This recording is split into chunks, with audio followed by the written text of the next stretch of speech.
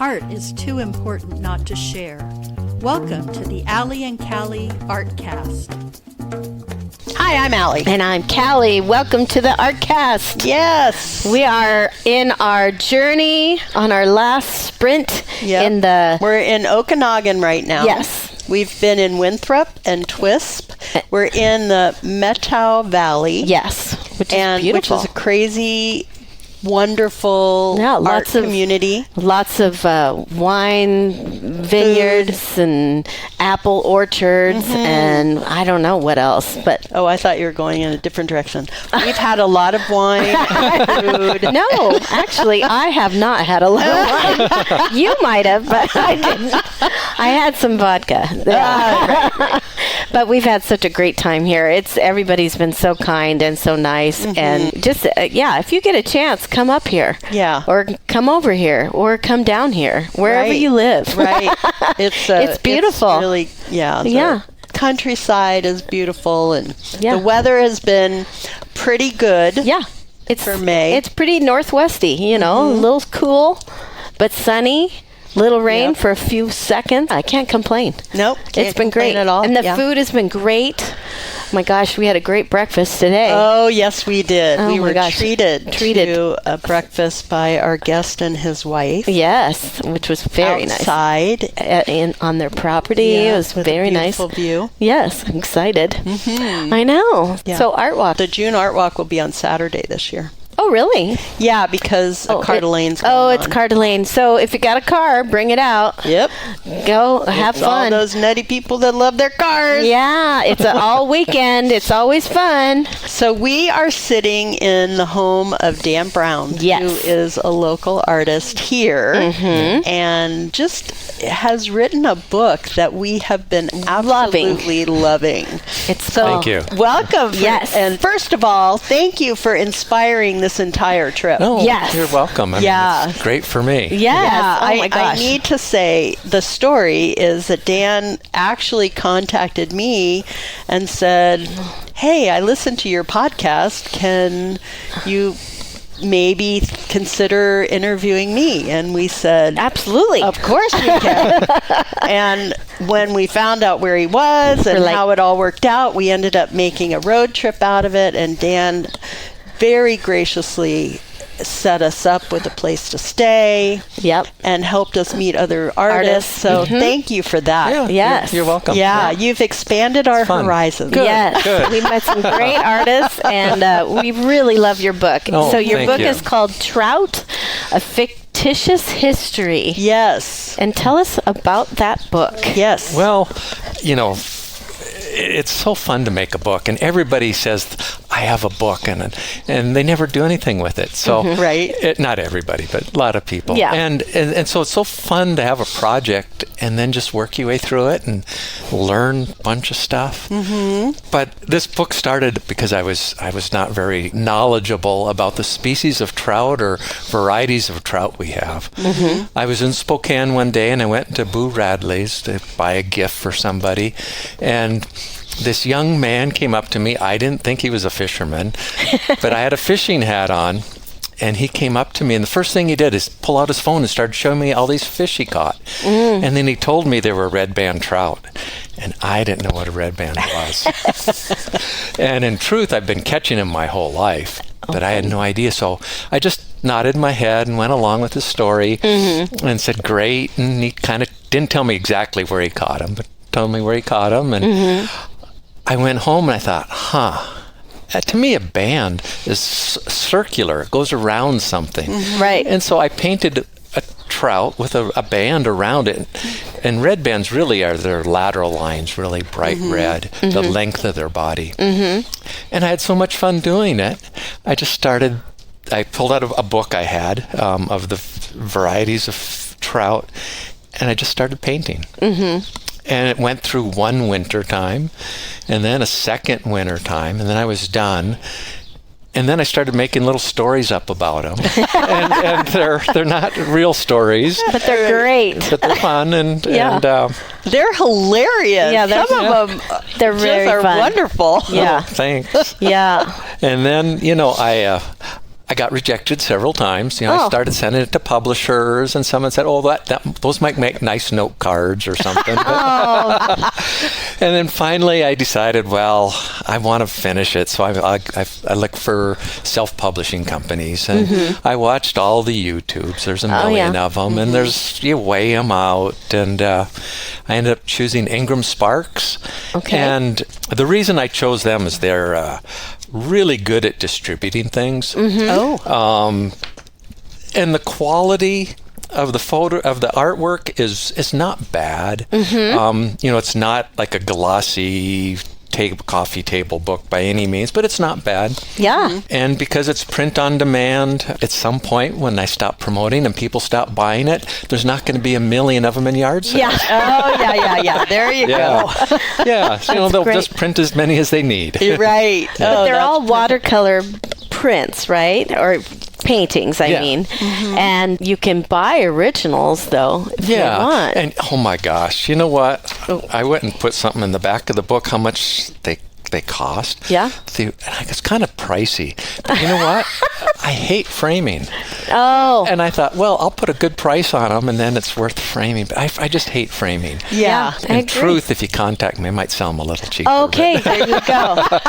So if you get the book, and if you want an original, you heard it here. You can get it for a deal. Right. From the Allie and Callie Artcast. Yeah. What is your favorite trout story in there? Oh, God. I had no idea there were so many different kinds of trout. I didn't either. But this guy named James Prozac, he did a book called An Illustrated History. And I think there's like around 70. I have a couple male and female fish, so it ended up to be 76 paintings. But which is my favorite? They're all, it's terrible. I like my artwork. I like them all. I also like that you have fish hooks I like what you described the fish hooks were made out of for a specific fish. Right.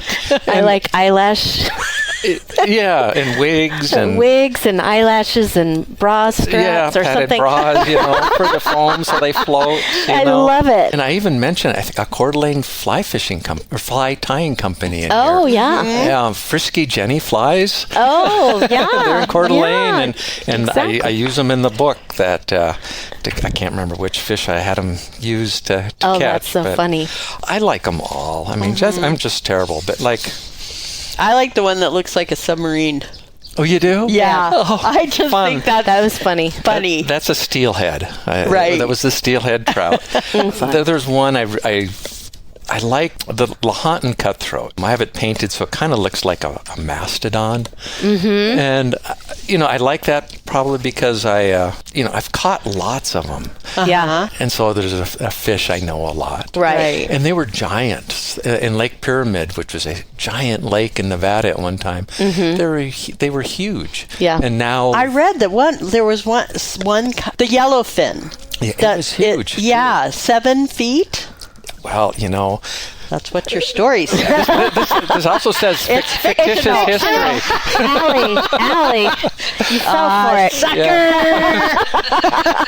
So I'm not sure if they really were or not. Right, okay, fair enough. That's okay. In your mind, it's 7. I know. 7 feet, whoa. Yeah. But that's all right. Well, sturgeon can get to be bigger than They that. can. Why not a trout? Why not? Yeah.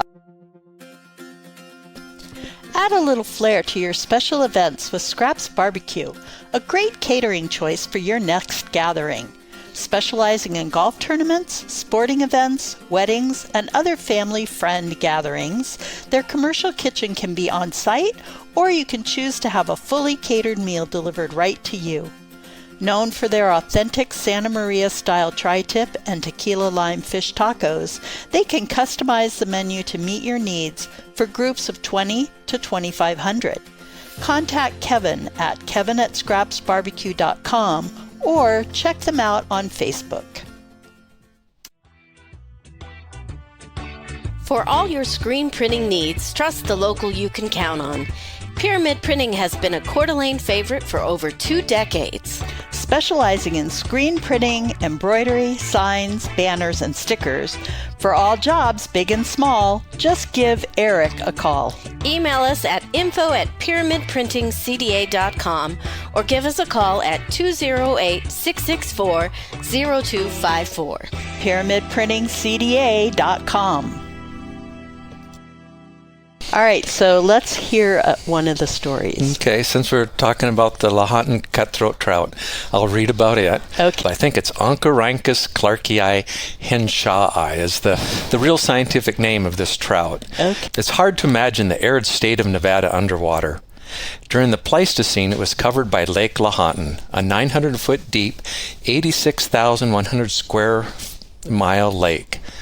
This is where the Lahontan cutthroat evolved and roamed. In the mineral-rich waters, this trout grew to enormous size. Fossil records indicate they grew up to 200 feet in length with a weight of 7 tons. Like most of the Earth's giant animals, it was a plant eater, eating phytoplankton that thrived on the surface of ancient Lake Lahontan.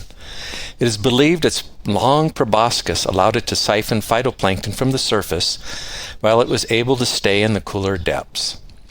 The climate changed and Lake Lahontan dried up into what is now alkaline Pyramid Lake. The Lahontan trout shrunk in size and became alkaline tolerant. Today, Lahontan cutthroat trout have been planted in alkaline lakes throughout the West. I was introduced to the Lahontan cutthroat trout in the 1980s at Lake Lenoir in Washington State.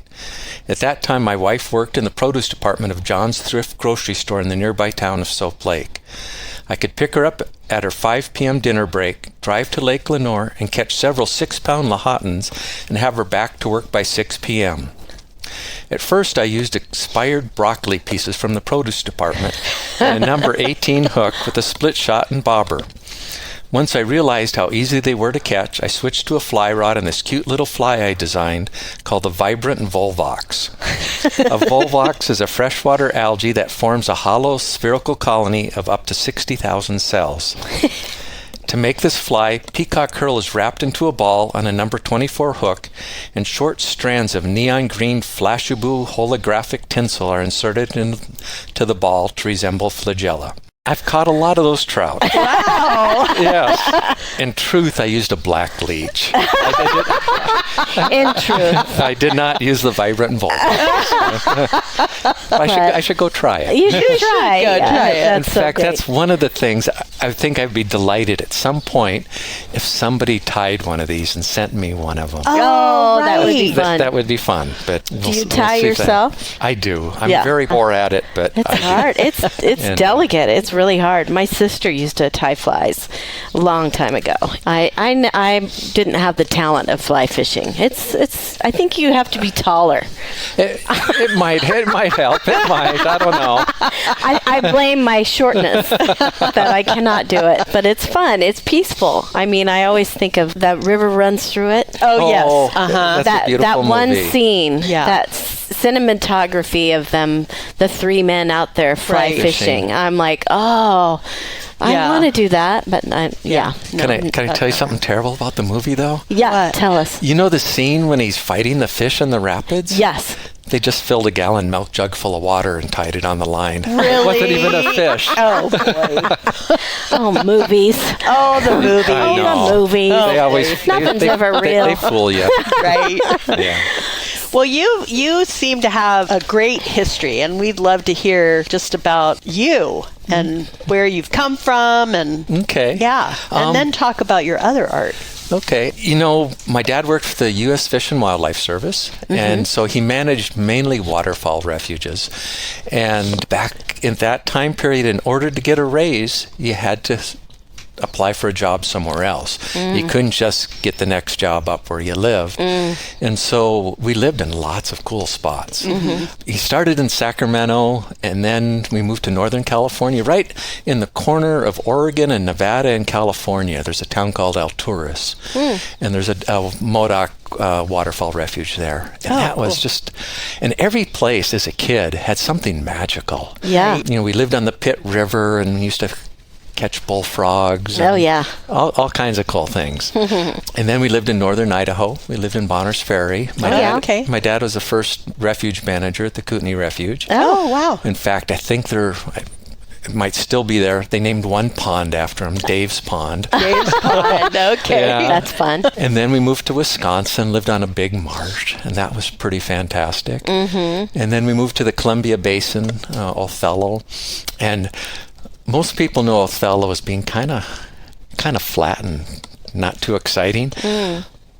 But just outside of town are the channeled scablands, and it is so cool. There's all these basalt cliffs and lots of little potholes, and when they put in the irrigation system in the Columbia Basin, a lot of that water from the canals and the irrigation created a whole bunch of ponds. And so it was a great place to raise waterfowl. Oh, yeah. And there was hunting and fishing there. It was just wonderful. And then I went to school in Pullman, thought I wanted to be an entomologist. Oh. And it didn't work out. Yeah. That's all right. I mainly hunted in college.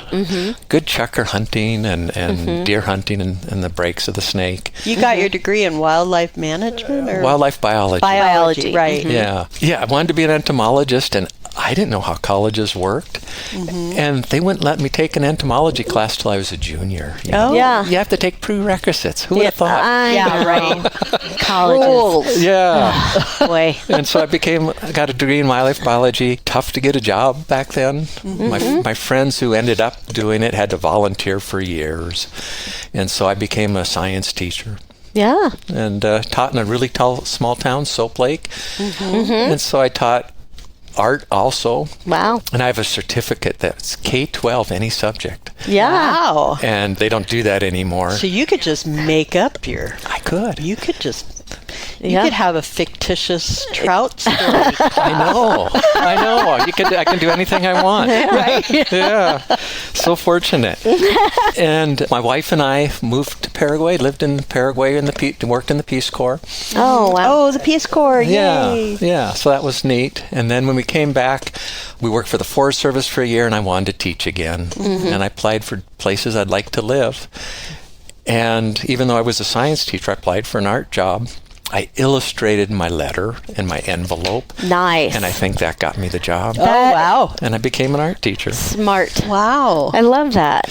And then because you're an art teacher, you should make some art. So I started, I'd always drew and painted and stuff, but then I had to do a lot of it. And then that's why I just started, mainly in the evenings and started to get into galleries a little bit. And you do a lot of, not only do you paint, you do a lot of Sculpture, outdoor sculpture, sculptures. metal work. Yeah. So tell us a little bit about that. Yeah. We saw some of your work in one of the galleries. Yes, we did. The Confluence? Yeah. The Confluence Gallery. Confluence. Yeah, they're really good to me. It's a really nice gallery. Love your It's fish. a beautiful gallery. The fish, the blue fish. I thought those were very cool. Yeah. And the one with the surfboard, not surfboard. Snowboard. Yeah. Very cool. Thanks. Yes. Okanogan is a pretty rural place, and I was an art teacher, and I always thought I ruined my chance of being an art teacher. I didn't have earrings. I didn't have long hair. I didn't have tattoos.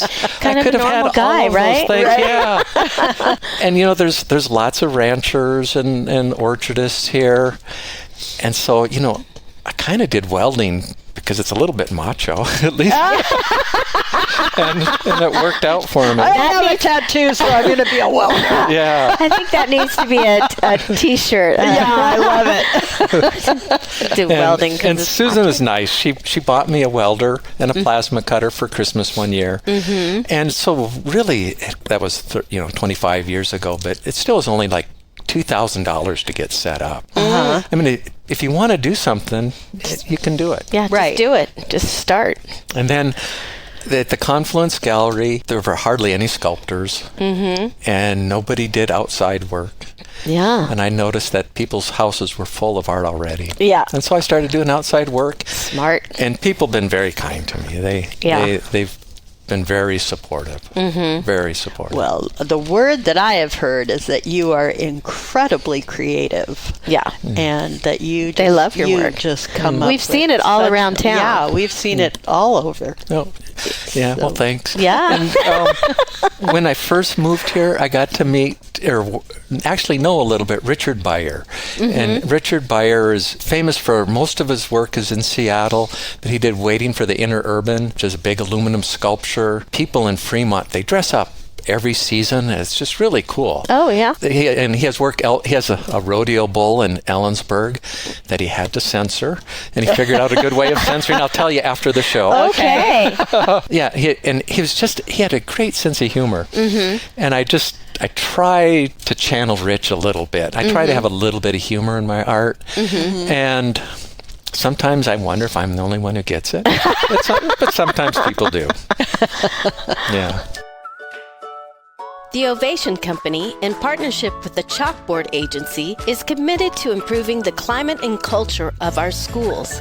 The number one indicator for student success is connectedness, feeling like you are part of something. Nothing helps connect people like a good story.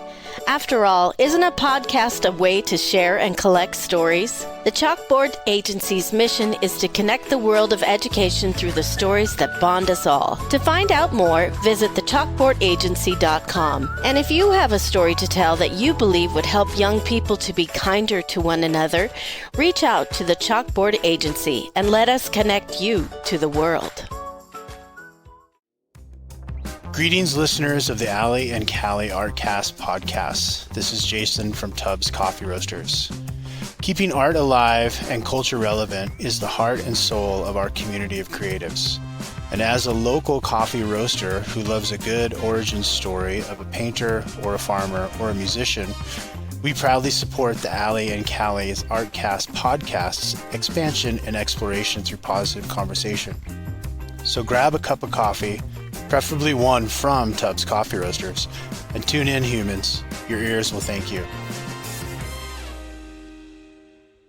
So I read that you were a witness to some uprising or some coup in Paraguay, and I am intrigued by that, and I want to know what that was about. Well, when we went in the Peace Corps, they sent us to the only country in South America without mountains or without an ocean. I mean, of all things. Yeah. Right. But Paraguay is a pleasant little country, though, and we were fortunate. They stationed us in a national park, and we worked with in the schools and the communities around the park, and with the park staff, which was really small. We had a waterfall in our backyard. Nice. I mean, it was just gorgeous. Yeah. And what was your mission there? I did environmental education, and my wife did agroforestry. So we had a little tree nursery that we sold the trees, and then we got people to build ovens in their houses.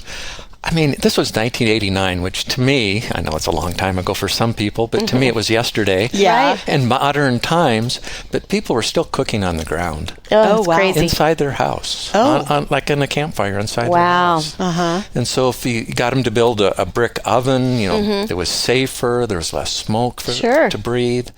So we did lots of things like that. And it was cool living. It wasn't a jungle, but it was, almost a jungle, and there was toucans and supposedly jaguars. We didn't see any. That's probably just as well. And there was. Or you might not be here. That's true. Oh my gosh! And we had these giant lizards in our yard. There must have been like 6 feet long. Oh boy! Yeah, Teju guasu. And guasu is Guarani for big. Yeah. And Teju is lizard. Big lizards. Yeah, I mean, it was a really cool place to live, really. Wow. So even if it didn't have mountains or an ocean, we enjoyed it. And we got there, I had to shave my beard off because Paraguay had a dictator named Alfredo Stroessner, and the party that there's a candidate always of somebody who ran against him, the Libertarian Party or something, he always had a beard, and they didn't like that. So I had to shave my beard off for the first 6 months in Paraguay. And then we just happened to, we would travel by several buses to get into the capital, Asuncion, and it would take us all day. We went grocery shopping. We had 2 backpacks we filled with all our groceries, and then you go out for dinner, you pick up your paychecks. And we went to bed one night, and we heard lots of fireworks. We just thought they were fireworks. Right. And we get up in the morning, and we didn't notice it then, but the city was quiet, and it's never quiet. There's always buses and trucks and sounds. And we're walking down the street, and my wife, Susan, there's 3 soldiers, they're probably 16, with their rifles in their hands. And Susan just walks around them.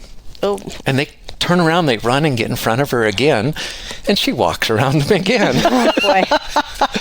And then finally they stop us and tell us we can't go downtown. There was a coup last night. And it just lasted one night. And by the afternoon, they let us go downtown, and we saw the bullet holes, and we saw the blood. Wow. And it was short and quick. And then we all went to the Colorado Party headquarters, where the general who overthrew him was going to go have a meeting. And again, there was all the soldiers with their rifles holding us back. And one of the generals, he had a big Maltese cross on his chest, and it fell off. And one of my friends pulled his keys out of his pocket and dropped them, and then picked up that cross. Oh my God! And the soldier boys saw him, but they were too scared to say do anything. Oh, wow. Oh my gosh! So one of my friends has this great big Paraguayan cross. Wow. Oh man. Yeah. So did the general have did he have a beard, the one that took it over? He didn't. He wasn't one of the political candidates. Oh, wow. Okay. And then, of course, he ran for president, and he became the next president. Oh. Okay. And then you could grow your beard back. And I did get to grow it back. Yeah, I did. Phew. Yeah. Wow. That's crazy. I mean, I had a friend who was in Tiananmen, staying in a hotel outside of Tiananmen Square when that whole horrible Tiananmen Square mess happened with the students. And he said that was, an exciting time, but not exciting in a positive way. Yeah. But it was just horrible. high energy and scary. And then he ended up kind of being escorted out of the country. Yeah. So I would imagine a coup would be quite as for me, story. for us, it was. Well, we were fortunate. Yeah. You made it through the coup. Yes, we the did. coup. We did. So, But you've been a lot of other places too. I heard that you walked across Spain. Yes, we love to do that. Yeah. Oh my gosh. Oh. And we've done it 4 times. Wow. And we've done different trails each time. Well, not 2 different trails, 3 different trails. And it's so fun, and it's so easy to do. And the Spanish people are nice, they're friendly. And even though there's a zillion people walking by, they're still talk to you. And it's just wonderful. And what could be easier? You get up in the morning, you walk 5 kilometers, you have coffee and a croissant, you have a picnic lunch. Yeah. You find a place to stay, you take a shower, go walk around town, have dinner, and do it again the next day. You don't have anything to worry about. Yeah. And the history, oh my gosh, Yeah. European history is so cool. It is. It is really cool. Amazing. We walked into the town of Burgos the very first time we did it, and it was like one of those days in your lives where you just can't believe it happened. My wife wanted to see these giant puppets, and we thought we were getting there too late for the festival. Oh. And we walk into town, and these puppets walk out of this building and then stand up, and these 20-foot tall puppets. And we, it was just a wonderful day. And then we were buying a bus ticket because we were going to skip a little section of the trip. And found the bus station, got our tickets, we're standing on the street looking lost, which we do a lot. we always look lost. All right. And some guy comes out and says, "Are you lost?" And we said, "Yeah." And he said, "What can I do for you?" And I said, "We need a place to stay." He found us a place to stay. Oh. So we took a shower, and it's always nice to take a shower after a long walk. Yeah, sure. Yeah. And we went to the cathedral, and it was midday. Nobody was in it. And this cathedral was built over 300 years. So it started off as Romanesque, but ended up being Baroque. And we spent 5 hours in it. It was incredible. Beautiful. Wow. Yeah. El Cid was buried there. Oh. Columbus met Ferdinand and Isabella in this church. Oh, wow. And they had a big cart made of pure silver. And I have to admit, even though I'm not super religious, I really love relicularies. They just fascinate me. And I'm not sure if it was that church, but like supposedly they have a piece of silver that they gave to Judas. Oh. I know, yeah. Wow. And there's always bones of saints and, in fancy boxes. Yeah, Right. I know. Right. I saw that in Italy. Yeah. I was like, oh, what is that? Oh, it's a bone in this glass case. It's kind Yeah. of different. Wow. Yeah, we saw that in Portugal. Yeah, too. I yeah. think it's just a Interesting. thing in Europe. Yeah. Yeah. I'd never seen that before. I was So- like, Wow. interesting. So Yeah. it's very fun. And Yeah. one of the things people always talk about in traveling, are you scared or this is going on in the world? And the news kind of distorts stuff. Sure. I was fortunate enough to hitchhike through South Africa during apartheid, and there was, riots going on, and everybody treated me wonderful. Yeah. And when I was walking through, everybody was nice to me. Everybody. I had rented a car for a little bit, and then I kind of felt isolated and a little different. But when I was walking, Wow. everybody was wonderful. I feel like the more that we get out in the world, the more we find that we really are connected and we have a lot more in common than certainly the news portrays or the stories that we hear. But it's those personal connections that are pretty amazing. They are. And my wife, Susan, she is so wonderful. The Camino, I think sometimes there's 300,000 people do it. And so we're walking down, and there's an old lady out in the street watering her flowers. And most people just walk by, and Susan will say, "Oh, I love your flowers." And they'll talk to us for a half an hour or an hour. Oh, yeah. I mean, they've stopped what they're doing and gave us a tour of their town. One guy walked all the way to the next town with us. Wow, And that's great. Talked the whole way. Oh, I love that. Yeah. So, are you speaking Spanish to them? Do you speak Spanish? I can get by. and Susan's way better than I am. Yeah. And But do they speak English? I would imagine in the smaller towns they don't. It's a mix. It's a mix. The younger people, the foreigners from other countries that are doing it, they all speak English. But like this one guy that walked to the next town with us, he said, "Well, this is the most Spanish I've spoken in years," because he had retired. And he doesn't speak Spanish with his friends. He speaks Basque or Izquierda or however you say it. Right. But yeah, and we can get the gist of what everybody's saying. Well, there is kind of a universal language that Yeah. we don't even really talk about, but it's something that when you meet and you can't communicate with words, you find a way to get your point across. Yeah, isn't that Yeah. amazing? Yeah, yes. Yeah. Sign language. And it's good for us to kind of have to do that sometimes. It is good for us. Yeah. Yeah. Though whenever I take a bus, I always get off one stop too early because I'm so nervous that I'm not going to get there and I don't know where I'm at. Oh, funny. Yeah, so. Well, I imagine all of your adventures have provided you with a lot of inspiration for your art. They do. They do. There's always something. And as far as saleability, sometimes it doesn't work. But it's fun. And then you get the piece back home and then you rework it and try it again. Sure. Right? Yeah. Sure. Yeah. Well, your book is awesome. Oh, we thank you. love your book. Yes. And I think that people might want to know how to get a hold of that book. Okay. The easiest way for most people who don't live in this area is to go onto an online bookseller. Okay. Okay. And of course, most of us, Amazon's so easy. Amazon is Yeah, easy, it's the easiest. And, It really okay. is. But other online booksellers have it. I heard the other day from a friend who it's on eBay. Used booksellers sell it, and I think what they do, I think, because you can buy it from Ingram Sparks if you have a store or something, Oh, sure. and they just take a lesser cut. For their part, so they can say it's used, and I can sell it cheaper or something. Oh, okay. And locally, you can buy it, in Okanogan at Rawson's department store, Right. Oh, there you or go. Smallwood's or It was at the Confluence Gallery. It Confluence was. Yep, Gallery we saw it and- there. and Methow Made and the Mazama store. Yeah. And I personally think it'd be a great book to give for Father's Day, Oh, yeah. or Absolutely. anybody that likes to fish. It's obviously it's fiction. There is some facts in it. Yes, I saw that.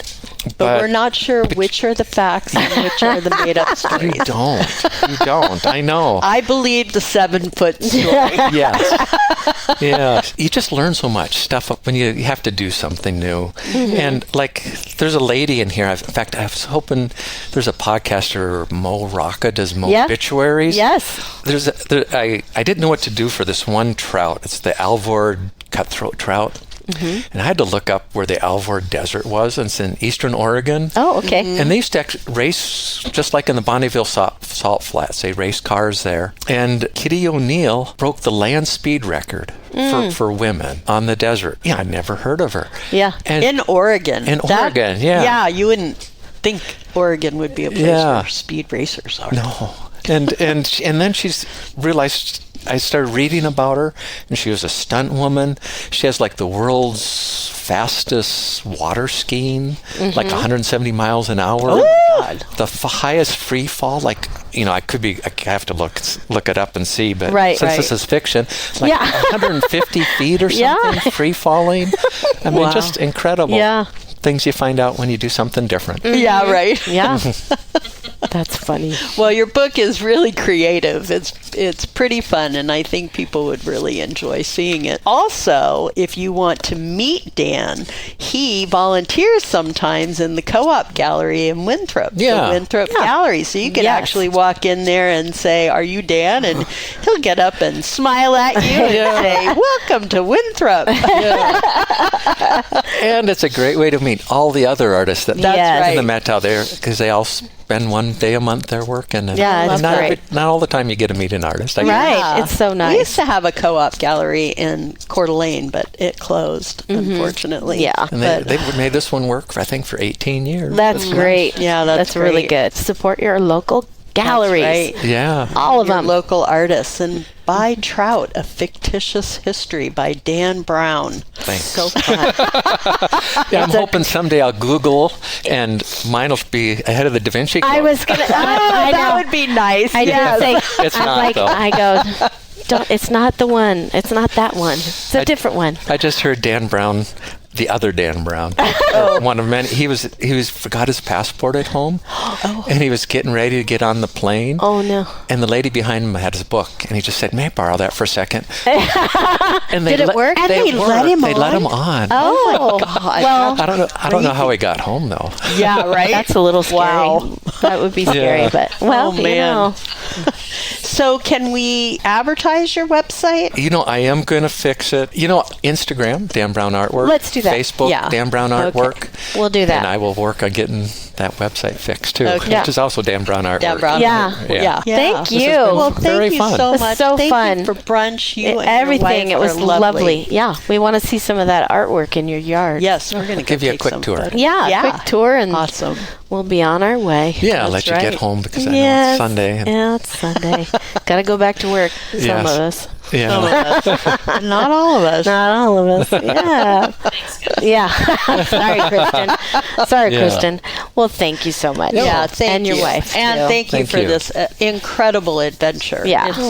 It's been It's nice to go in a different part of the world. Absolutely. It sure is. We travel. Yeah. So what's the one thing I should go to Coeur d'Alene to?